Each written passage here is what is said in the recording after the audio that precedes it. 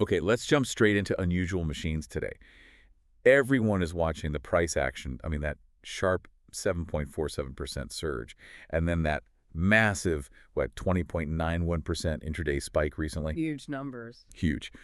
But the real story here, the fundamental catalyst that's reshaping their whole future, it's actually much simpler. It's that purchase order. It's the massive $3.75 million purchase order. That order from Performance Drone works. That's the signal the entire game has changed for domestic drone manufacturing. Exactly. You're tuned in to the Easy Money Show, where we make sense of the market's biggest moves. I'm glad you're with us. If you're enjoying the show, make sure to subscribe and hit the like button. It really helps the channel.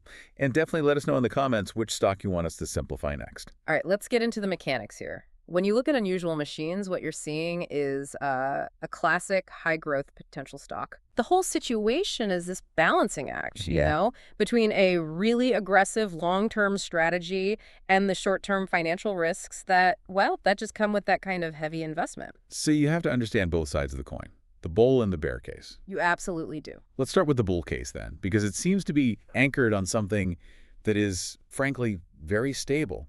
Government regulation. That's the entire game. Their core competitive moat, as you called it, is built on one thing: domestic manufacturing. And they're not just a general drone company. Not at all. They are hyper-focused on high-performance components for FPV drones, first-person view. We're talking the guts of the machine. Exactly, the specialized stuff. Flight controllers, electronic speed controllers, the ESCs, high-def cameras, custom motors. And the crucial part, the detail that matters most, is that these are all designed and made right here in the U.S. Which means they are compliant. They have the golden ticket. Certification under the Blue UAS framework. We have to pause there because that framework is everything.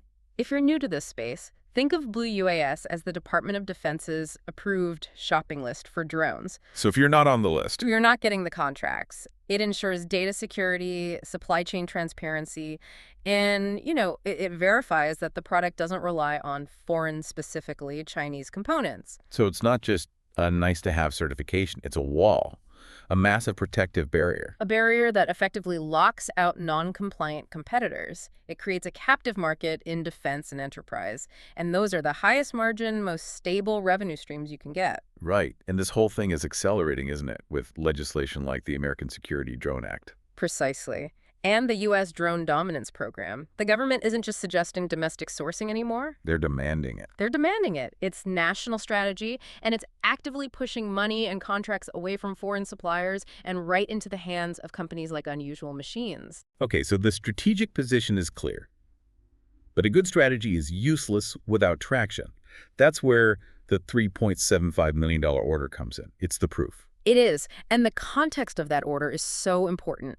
Performance Drone Works is integrating these parts into their AMFPV program. Which stands for Agile Modern FPV. Right. And what the Army is trying to do with programs like this through the bigger PBAS program is simple. They need customized, high-performing small drones, and they need them fast. They can't wait years for a huge contractor to develop something new? No. They need the agility of a smaller, specialized supplier. So Unusual Machines isn't building the whole drone. They're the specialists for the high-tech brains and muscles, the parts that make these things fly. So by supplying PDW, they're getting deep inside critical defense programs. And if you only look at the B2B side, you miss the other half of their strategy, which is the ecosystem they're building on the consumer side. This is where it gets really smart. Yeah. The 2024 acquisitions, they didn't just buy technology. No, they bought the community. The pilots. The pilots. They acquired Fat Shark, which is, I mean, it's the gold standard for FPV video goggles.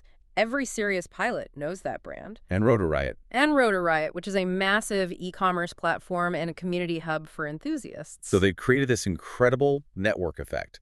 They control the components. Which are Blue UAS compliant. And now they control the main sales channel and the key hardware the pilots actually use.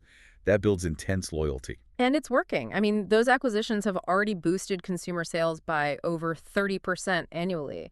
They're training the next generation of pilots who are already using their hardware. So when those pilots go professional into commercial or defense roles, they're already biased towards the components they know and trust. It's a genius way to generate future demand. And we have to frame this with the market size. We're talking about a global drone market projected to hit, what, $163 billion by 2030? It's colossal. And they're perfectly positioned to capture a huge slice of the high-value, regulated part of that market because of these regulatory tailwinds. Which is why the market reacted so bullishly to the news. The technicals look strong, with the stock forming higher highs. That suggests accumulation. Yeah, analysts see an upward channel forming. Some are even targeting the $20 level as the market digests all this. Okay, so regulatory moat, huge market, real defense revenue, a growing consumer ecosystem. This sounds almost perfect. So the big question is, if the news is this good, why isn't the stock already much, much higher? And that's where we have to pivot to the bear case. Because there is a real risk. The negative margin. That's the one. The company operates with negative margins and the stock is highly volatile. That's the central risk everyone is watching. And when you see a company losing money on paper, that's an immediate red flag. But you have to ask why it's happening. Exactly. This isn't a case of a company losing money because no one's buying their stuff. Right. The losses are a direct result of that aggressive investment we talked about. They are pouring money into building that domestic manufacturing base. They're building the moat, and moats are expensive. I saw they're a lean operation, something like 16 employees. But they're using advanced tech, like HP multi-jet fusion 3D printing. Yeah. Why is that specific technology so important? This is their answer to the cost problem. See, you can't compete with mass-produced foreign components on sheer volume or low labor costs. You just can't. You have to win somewhere else. You have to win on agility, on customization, and supply chain reliability. Instead of building a massive factory, they're using high-speed 3D printing. Which lets them do what? Two key things. First, it ensures 100% U.S.-based IP and supply chain. That's critical for Blue UAS.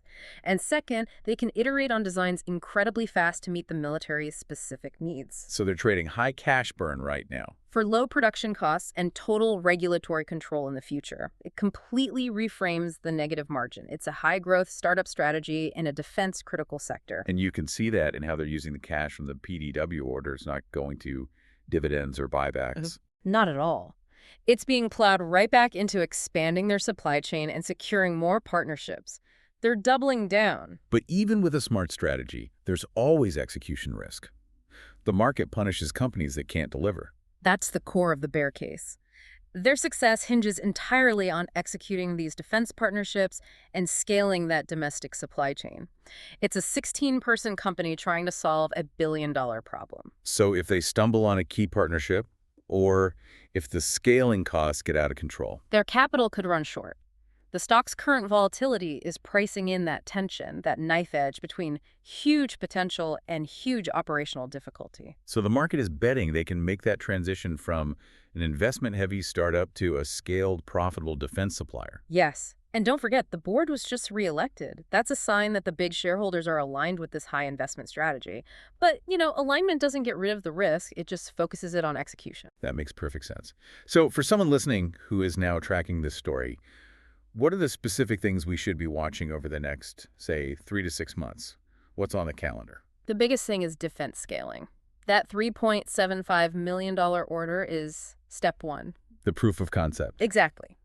Now you need to watch for any news, any hint that this partnership is expanding into broader Army programs, moving from one big order to recurring multi-year contracts. That's the real catalyst. And given their focus on vertical integration, that means M&A is on the table too. Absolutely. Their public strategy says they're looking for more acquisitions to integrate even deeper. Like a specialized sensor company or something? Something like that. A move that expands their component library or their defense footprint would be a massive driver, so keep an eye on the balance sheet for signs of a capital raise. And finally, the macro picture, the regulatory side. You have to keep watching that. The speed and the stringency of how programs like the U.S. Drone Dominance Program are enforced is crucial. The tougher the enforcement, the faster the money moves to domestic suppliers like them. So this whole investment thesis really comes down to a clear trade-off.